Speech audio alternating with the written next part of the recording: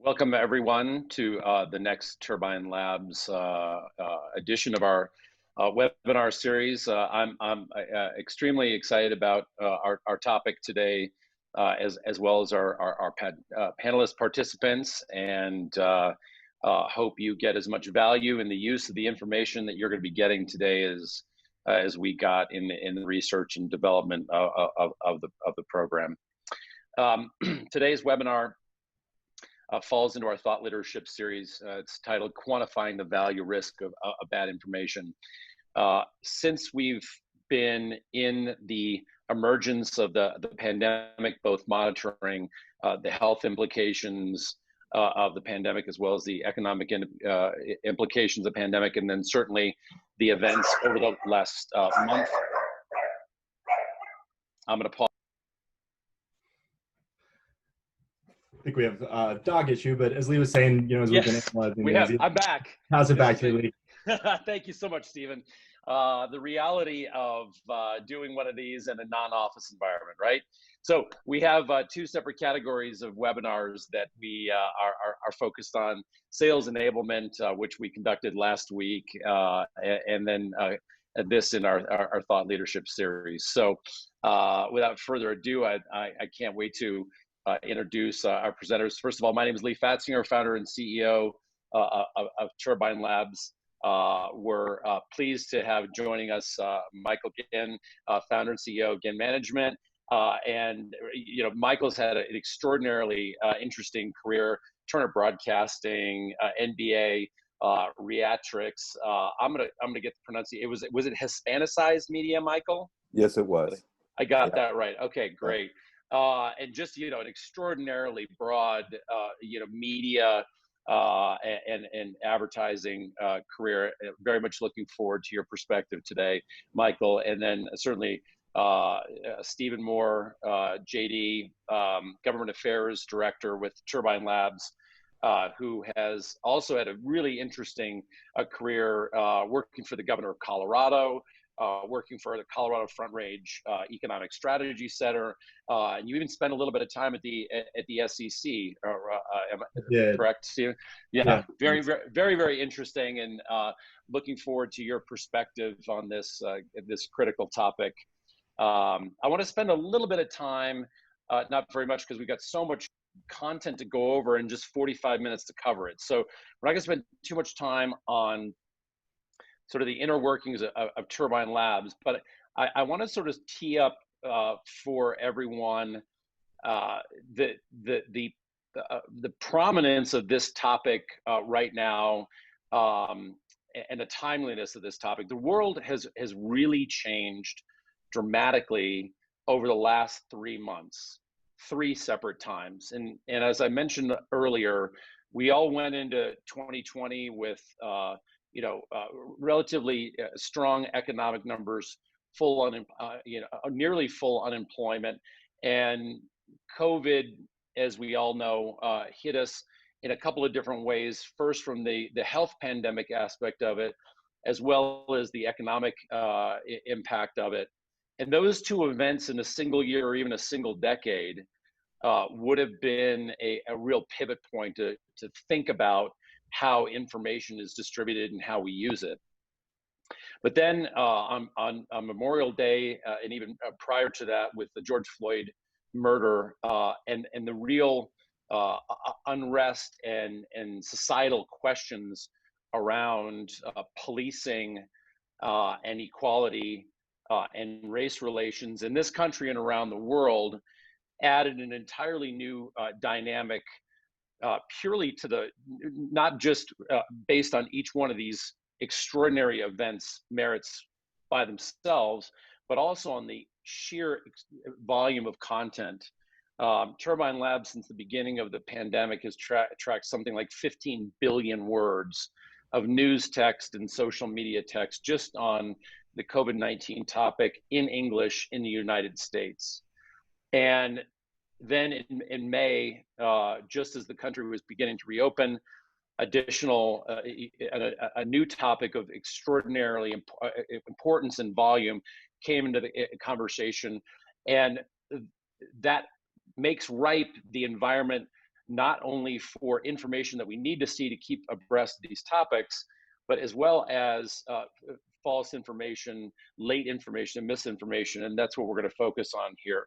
The other thing that we're noticing in the shift of how information is being processed is that the utility of any piece of information that's being used today expires faster than it ever did before. You can look back at emails that you received a couple of months ago, or reports that you received as it relates to your organization even weeks ago, with sort of a nostalgia of the world being different even a couple of weeks ago, even with all the access to information that we have today. It's extraordinary how fast things are changing. And this leads us to the conclusion that the need for good intelligence, relevant information to make decisions is never going to be greater than it will be in the next 18 to 24 months. So I'll sort of tee up the discussion with Michael and Stephen with those three premises, and then I'll leave with a quick statement about Turbine Labs, who we are, what we do. We are now a virtually based company headquartered in Greenwood Village, Colorado, with remote employees in New York and in New Jersey and in Washington, D.C. We're an AI-powered journalist enhanced intelligence platform that's designed to help executives make more informed decisions. That's the baseline. Think of us as sort of air cover for your information blind spots. And we think that one of the most dangerous aspects of being in business or having to make decisions today is really not knowing what you don't know, and more importantly, being able to trust and verify the information and what you think you know. So with Turbine Labs, you get relevant, impactful intelligence customized to you in less than 3 hours. There's my advertisement for Turbine Labs. I'm really excited now to dive into the agenda we have today with Stephen and Michael. So, in terms of how we frame webinars, we appreciate and value the 45 minutes that you've committed to spend with us. So we want to make sure this is action-packed. That's a lot of pressure on Michael and Stephen. But we want to make sure that you get a lot of information, as well as information that you could take today to your organization to start thinking about these questions. So section one, we're going to talk about how do you quantify the risk of information types, and what exactly defines bad information. In the second section of the webinar, we're going to talk through a couple of case studies, really interesting, prominent brands like United Airlines, Sonos, Glassman, Brees, and then the seemingly never-ending tit-for-tat between Twitter and Facebook about the role of free speech and free expression within a private company's walls. And then third, we're going to look at some solutions and recommendations for overcoming the risks. And then at the very end, if you stick around for the full 45 minutes, we've got a gift for you. So, Stephen, Michael, are you guys ready to dive into this topic today? Because I am. Absolutely. Let's rock it. Great. Stephen, let's talk about, we put in the invitation for this webinar, bad information, right? Bad information to me also was saying, gosh, I didn't lock my dog up appropriately before we started this webinar. And then the second that somebody, some distraction of a butterfly outside, I got a barking dog. That's not bad information that we're talking about today. But why don't you just tell for us how we define bad information in the context of this discussion? I think when we were looking at doing this webinar, it became apparent that we had to define this with a more narrow scope than what's possible out there, right? So we came up with 3 different frames for bad information. And you could think of these as kind of procedural, process-oriented, or substantive. The information is incorrect. So delayed information, you have information that is not reaching the right people in the right amount of time. Incomplete information and inaccurate are often confused with one another, but they're really 2 separate things, right? If you think about like a blueberry pie, an incomplete set of information would be looking at 1 slice of that pie and not the whole thing. Whereas inaccurate information would be making a blueberry pie with strawberries, right? It's the wrong data, it's the wrong information. So we thought a narrower scope, breaking it down, kind of making it this procedural and substantive framing would help us as we go through these stories, and hopefully hear from you all about what questions you have, maybe have a little debate among ourselves whether the the story fits in delayed information or incomplete better. I think, you can make a good argument on many of these stories we're about to tell. Well, you teed this up to say that the audience can give us questions, and I know one of the questions is going to be, is it a blueberry pie if it has a top on it? No, it's got Okay, all right. So that would be the incomplete part of the section. So I think that this is really good to kind of frame up. Everyone is nervous about the information that they use to make decisions when there's so much information that's out there, right? And so, but we sort of writ large classified as bad information and not really considering the different kinds of bad information. So one of the things we want the audience to take away from this also is being able to identify the kinds of bad information that you face before you get it, as you're using it, and as you're reflecting on the decisions that you're making. Is that right? Yeah, that's exactly right. And so, when we were looking at kind of breaking this down, the first one that became really apparent was delayed information and the impact that has on delayed decision making, right? And right. That really can come from anywhere. Well, let's dive right in to the notion of delayed responses that follow delayed information. And this is fascinating because in the world that we live in now, we don't just rely on the three networks that we used to rely on way back, or even the advent of multiple channels of radio and print journalism and then digital journalism and social networks. Becoming a publisher, the ability for someone with a mobile device to become a reporter or a publisher is effectively, the cost is nothing other than the equipment and the service plan you have, right? The app of a camera or video camera is sort of built in, and then the distribution platforms are vast. Somebody can be a global publisher in a matter of seconds as we jump into some of these case studies. So take it away, Stephen. Tell us about this one, which was in the American consciousness for seemingly weeks when it happened.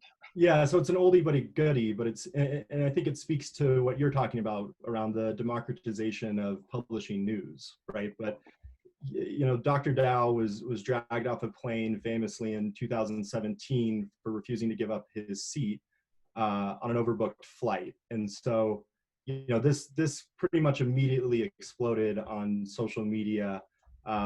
2,000% increase in United's Twitter mentions in 24 hours.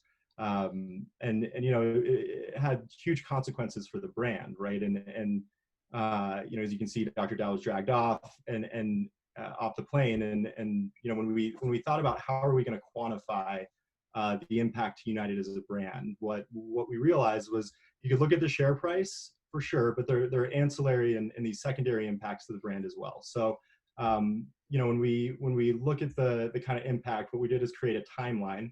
So we can jump over to that slide. You bet.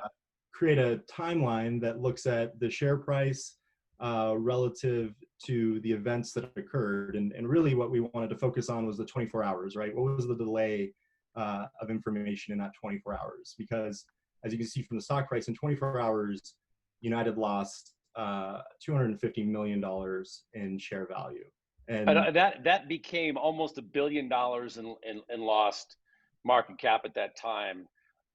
Michael, where were you traveling on this April day in 2018? Well, let's see.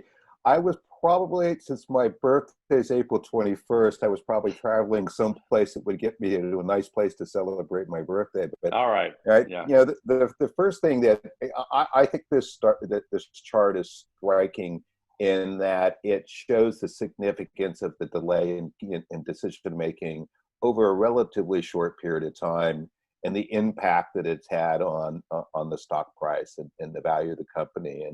And I've spent a big part of the last few years working with and advising big corporations that are going through change. And what I see here is there's probably a DNA, a culture, and a process that had been to establish to deal with these sort of situations.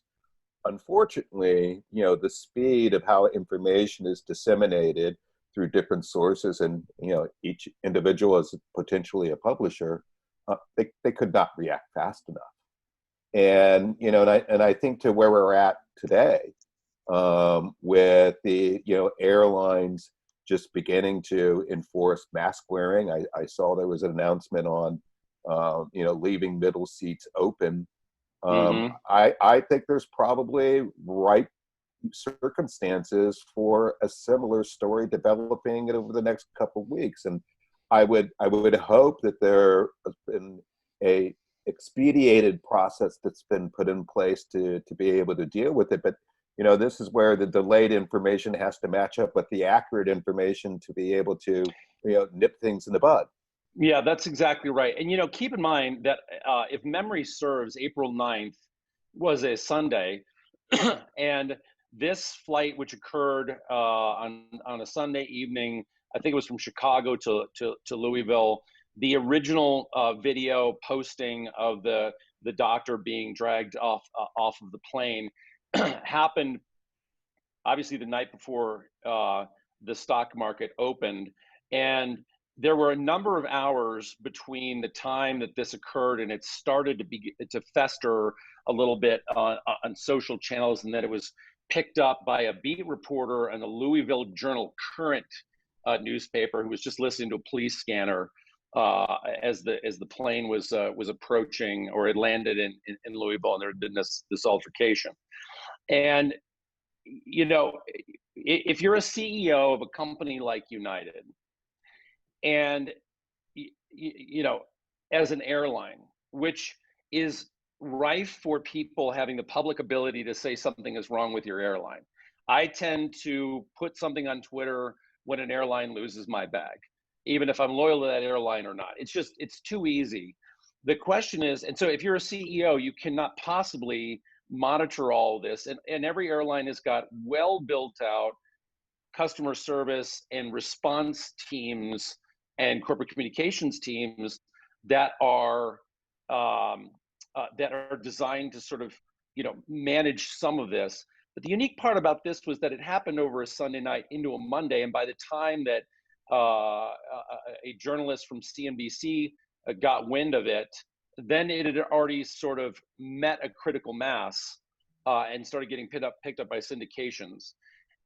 This is really an interesting one where you have to be prepared for things that you're not necessarily prepared for, and accommodate for delays, because the CEO, Stephen, of United, who's still the CEO, didn't really react to it as though it was a big deal with a lot of conversation happening. Is that correct? Yeah, I mean, his response was almost 24 hours later, and you can see on the slide here, the first response from United was either a failure of automation or a failure of understanding context, because they offered to book the person who posted the video another flight.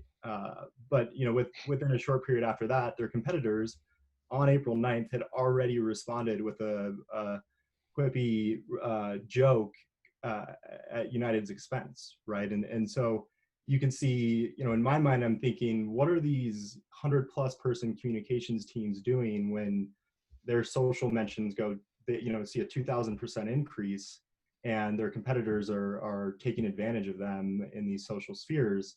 Yeah. Is it acceptable? I'd ask you to, is it acceptable now to wait 24 hours for a response?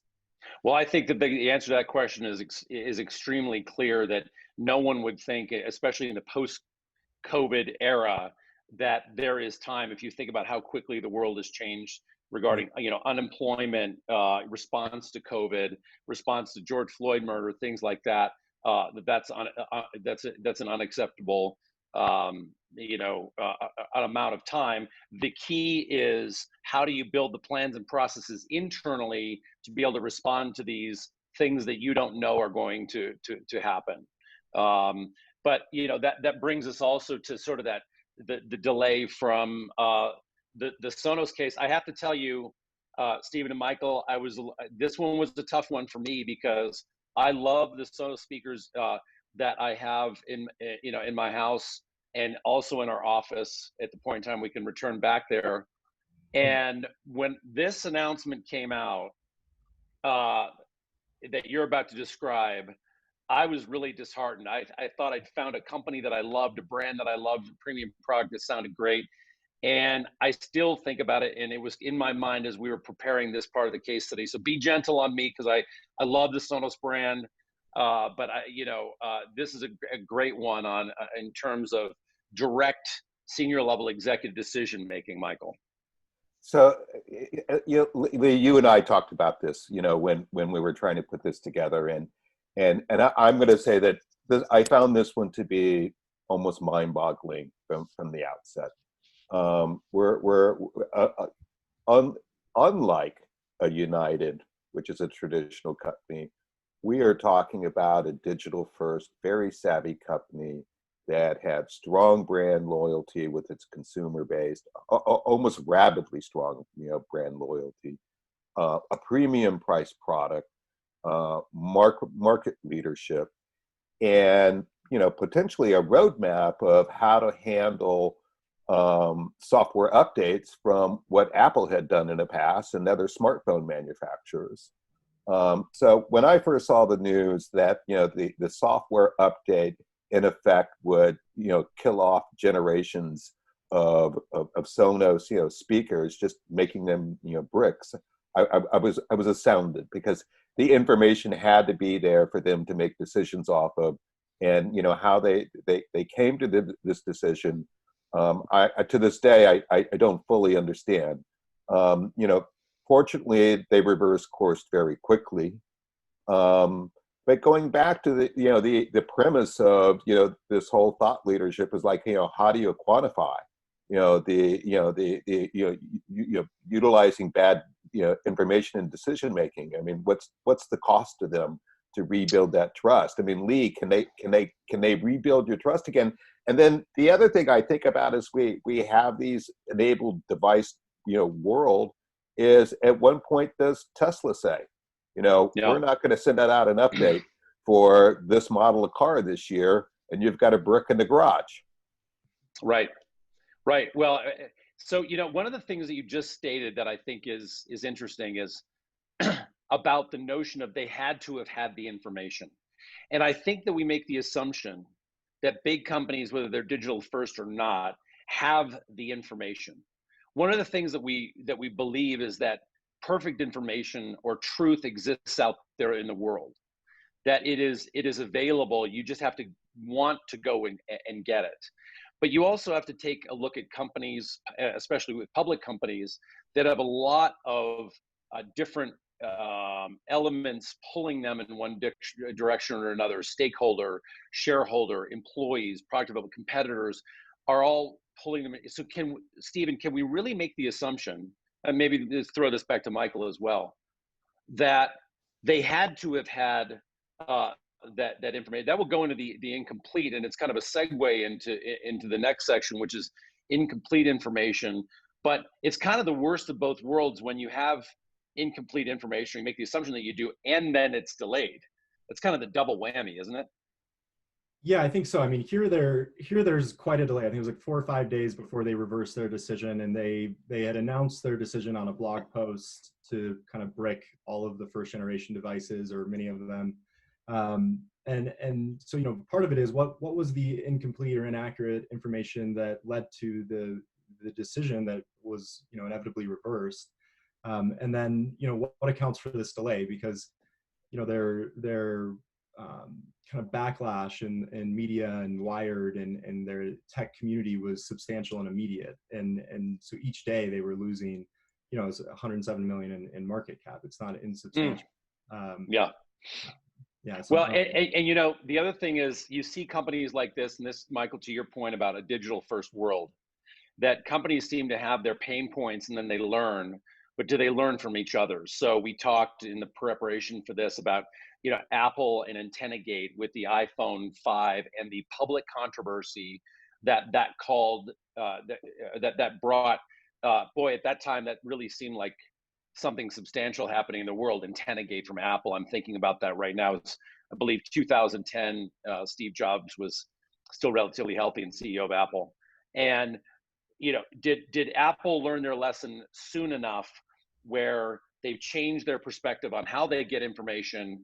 And as you see now, they tend to have software support for pretty old devices. Right. At least they don't turn into bricks. I mean, they may not have the full capabilities and the full use, but they have some capabilities and can be passed on. Right. All right, moving right along. So now we've covered the danger and also the complexity of having to manage through using information to protect your brand, your reputation, your stock price in an environment where there's a lot of just a massive volume of information, and as well as just multiple channels where it can come from to inform an executive or decision maker. But now this is the part that scares me the most, Stephen, and this is where we get into the I don't know what I don't know, the incomplete information. And this has been an interesting to watch, because we're going to flip from a big established massive infrastructure company and a startup-y digital first company to now we're at Drew Brees. How did we get to Drew Brees? Yeah, so I think what we thought about this was, do Drew Brees and the CEO of CrossFit, Greg Glassman, what information are they relying on when they made these gaffes earlier this month, right? So for Drew Brees, he was asked a question about players kneeling in the coming NFL season, and he replied that he would never agree or agree with anyone disrespecting the U.S. flag in that way. And not to equivocate, but a similar gaffe, although Glassman here went a little bit further, and has raised questions about this being an explicitly racist tweet, and I think that there's an argument for that. But the CrossFit CEO had said, it's Floyd-19, made an off-color comment to a public health report about the impact of racism on public health writ large, and so we're thinking about these two in kind of a creative way, right? What information are they relying on when they're making these statements? And it can't be a complete picture of the world we're living in, because they're frankly just tone deaf and missing the entire pulse of this movement. So we wanted to quantify this and think through what the impact is. And I don't know if Michael or Lee, if you have thoughts on I know there was some debate about this could also be a delay category as well, but thoughts on the impact, and so the actual cost and financial impact, for Drew Brees, what he had at stake here was a $29 million NFL contract and a $15 million annual and endorsement contracts. He's one of the highest paid Forbes 100 athletes in the world, and within 24 hours, Drew Brees comes out after facing criticism from LeBron James, his teammates, the city of New Orleans, during protests, screaming epithets about him. Within 24 hours, Drew Brees came out and owned it, right? He took responsibility and apologized and said, I need to do more listening than speaking in this moment. And so Stephen, you asked kind of what our thoughts were. And I, when seeing these numbers, I just have to say, if Drew Brees was out of this house on the day that this comment, the original comment was made, and then he had to go home the next day to tell his family that he'd lost a significant portion of $15 million in annual endorsements, I just would not want to have been in the Brees house. That's my feeling about that. Yeah, I mean, and the money would be bad, but I think the shame that he would also feel from his, I mean, listen, the NFL is a tight community, right? And these are players and people that he has to spend hundreds and hundreds of hours with during the season. And in reading his apology, what came out to me was how he didn't understand the impact of his words, and he had an incomplete understanding of what his words meant in the current moment, what his words meant to other people, and what his words meant for, his future, in the NFL and having an Mike, amicable relationship. yeah, Michael, did you have something to add to that? Because I think that's a great point. What were you going to say, Michael? Well, to start with, if we were 12 months ago and there was a controversial statement made by Drew Brees, I would say normally, the fans have an emotional connection to their teams and their athletes, and a few wins and a lot is forgotten. In this environment that we're in today, I think the stakes are higher, and I think the first statement that he made alienated one side, and I think the retraction alienated the other side. And so, he's sort of in the middle now. And again, we have a pandemic. There may not be a football season in the fall. His career may be over. This may, this may be his last chapter. Yep. We have racial unrest. And I think it's yet to be played out how, his teammates accept him, how his fans accept him, what else is said moving forward, and, what those contracts look like for others who may not be at the end of their career who do similar things. Well, and it's interesting also that when you go from a big company down to a microcosm of an individual celebrity or player, and I think this goes into both of your points, that you have the truth is really the first thing that they state, and the follow-up is the walking back written by a lawyer or publicist. But you really do get a sense in this day and age that what somebody says is their initial statement is how they feel, and now we have questions as to whether or not the follow-up is the most genuine, component. So now, there's a microcosm on sort of the brand Drew Brees, but now we've got Greg Glassman, individual, and a very initial, very quick response on incomplete information. But the brand of CrossFit, which involves, hundreds of thousands of participants in the brand, tons and tons of gym owners, and then brands that support the almost economy, if you will, of CrossFit. Yeah, and I think Stephen, yeah. I was going to say, so you'd mentioned that the first thing the person says is often the truth. And I think, maybe it's the truth for that person in that moment, and they have the opportunity to always educate themselves and as in Drew Brees' case, is make the mea culpa or not, right?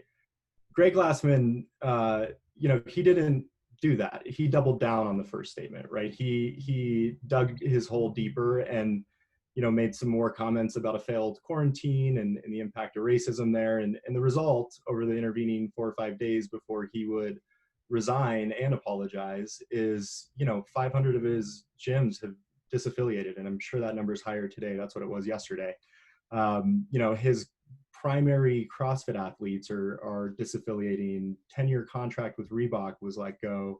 Rogue sponsorship of the CrossFit Games was done. The impact was immediate, swift, and severe here. And it's he was still at that time, a day later, 2 days later, digging in deeper, having conversations on conference calls, and not really going back to his own data set and saying, maybe I need to evaluate the completeness of what I'm working with here today. Right. Well, and so the completeness of what you're working with says, I trust that I've got the fullest picture possible for me or my organization at this moment. And then the next piece is you're handed information. You're working under the assumption that it is complete, and yet there are mistakes within the information. And this is an absolutely fascinating thing to have watched. Again, I'm trying to figure out how this, Michael, would play out in a pre-COVID world versus a post-COVID world, but it is certainly testing the notion of free speech, free expression within the confines of the guidelines, rules, and policies of private companies. I find this incredibly complex. Um, you have decisions being made on, in effect, whether you're going to label something as free speech or you're going to allow the end consumer to decide what is accurate or inaccurate, or sorry, I said not incorrect in free speech, but inaccurate information. You've got two platforms that users rely on for dissemination of information and engagement on a very high level. I can understand Facebook's decisions from an economic standpoint. It's an ad sales driven business. Political ads are hugely profitable for them during election cycles, and more and more their decisions these days are based on what's the benefit for ad revenue and revenue per user. And then there's a piece to this that I think that underlines everything, and that's regulation and global regulation. And, I think up until this point, both of these platforms have been fairly unified on how they were addressing these sort of issues, particularly as it relates to how someone could choose to regulate them moving forward. I think this is the first time I've seen them move in different directions, and it's going to be interesting to see how it all plays out. Stephen, one of the things that was interesting to me after you assembled the content around this particular section is a single word that Mark Zuckerberg stated. I believe strongly that Facebook shouldn't be the arbiter of truth of everything that people say online. I thought the more appropriate word would have been the arbiter of truth of anything that people say online. So this is not an attempt to say that Facebook polices all of the speech that is made on Facebook. But when you say anything that people say online, it means that you can't go say anything that you want. The First Amendment does not give you protection to say anything you want. It doesn't, and the First Amendment doesn't apply to corporations either, right? So what I think is interesting here is Jack Dorsey labels Trump's tweet on May 27th, and right after, Trump issues an executive order about kind of restricting the freedoms that these social media giants have been the benefactors of for years, beneficiaries of rather.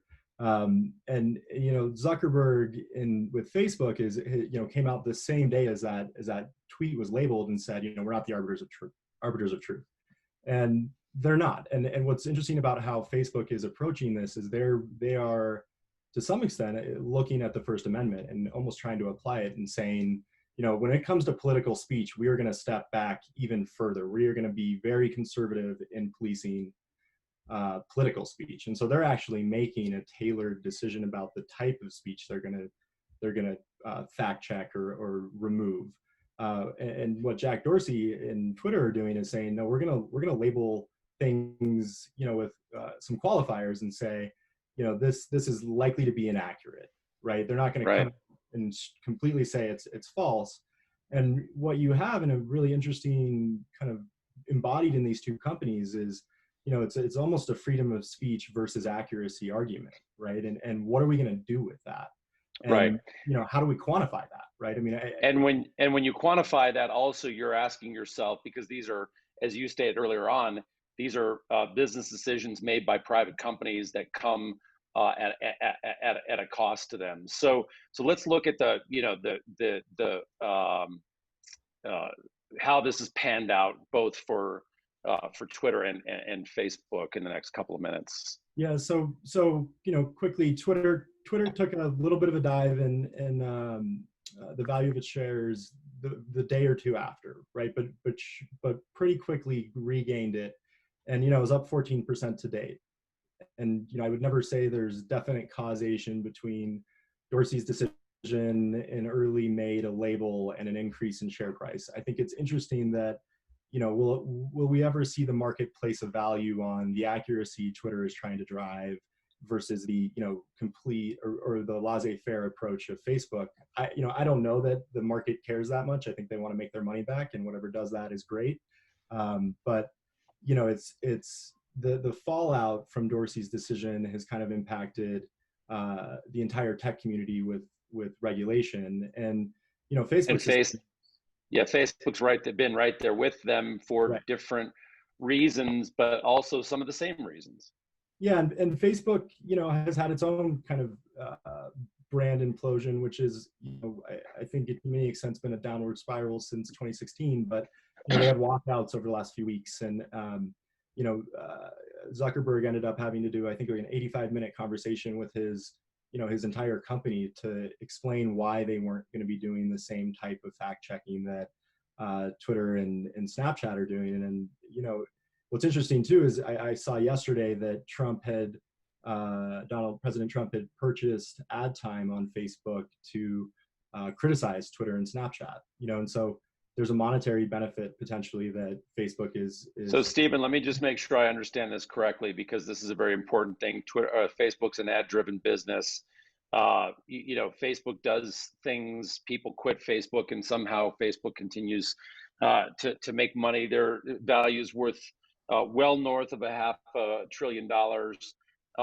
The advertisement that we attempted to put up for this very webinar was declined by Twitter's ad policing committee, or however they view ads. We couldn't advertise on Facebook for this webinar.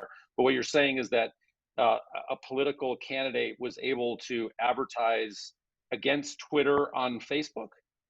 That's my understanding from the reporting today. And you know, maybe that's a tip for us next time to make it we can do a political cancel culture webinar or something. Or maybe just bash Facebook's competitor and it'll get passed. So this is great. Great actionable intelligence that we can use for our ad buys going forward. Okay, so as we're going to come to the conclusion of this thing, so we can make sure that we're respectful of the audience's time in the 45 minutes that we've been given, and we want to make sure we get the gift out. So let's talk about, just for a few minutes, both Michael and Stephen, you know, how does one lead in this environment where it's confusing every single day, isn't it? Yeah, it is. I mean, I think the first thing, and you know, from my perspective, being a data nerd here, is you know, you really do have to understand the data you're relying on, the information you're relying on, whether it's AI driven, market research driven, survey driven, whatever it is. You need to dig in and delve into what you know, what are the sources of data, what are the methodologies, you know, what silos are you living in, and not, you know, opening yourself up to a more diverse opinion set, I think, is also very important. Yeah, before we get to the good stuff, I would love to just get your feedback. You know, just final words on being involved in this research, the takeaways, in contrast to the fact that you've been, you know, you spent, you know, let's see, you're 39 years old now, so at least a decade in this world, right? So that was a joke, Michael. Go ahead. No, you know, so 39. Well, I seem to recall that.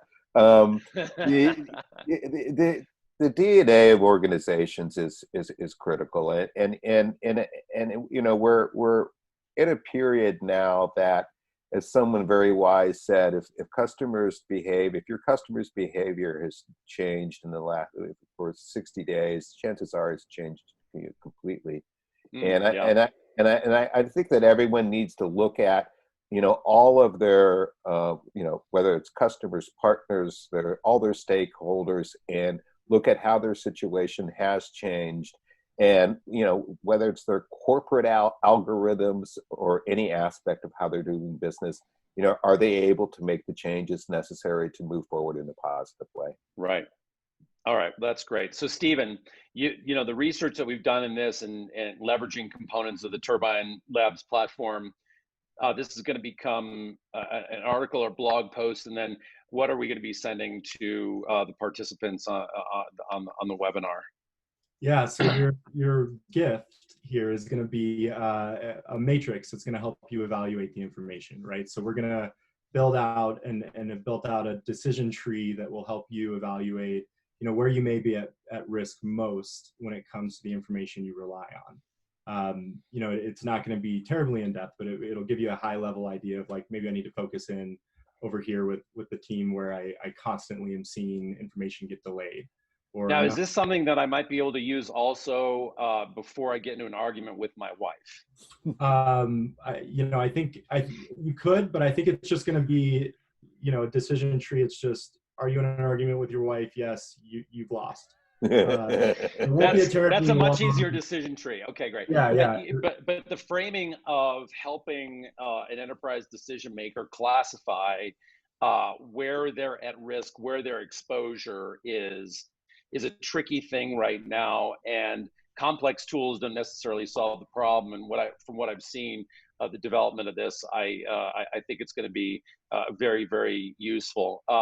So we will be getting everyone information on how to download that update shortly. You can visit Turbine Labs at turbinelabs.com and sign up for our Navigating and Emerging from the Pandemic briefing for free. We just launched a brand new website, I guess 2 weeks ago. We'd love to have you take a look at that. And thanks very much to Michael and to Stephen for all the amazing insight and information, and to everyone who took time out of your busy day and but likely homebound day to participate in this information. We'll look forward to seeing you on the next Turbine Labs webinar. Thanks very much, and have a good afternoon from all of us at Turbine Labs. Thank you.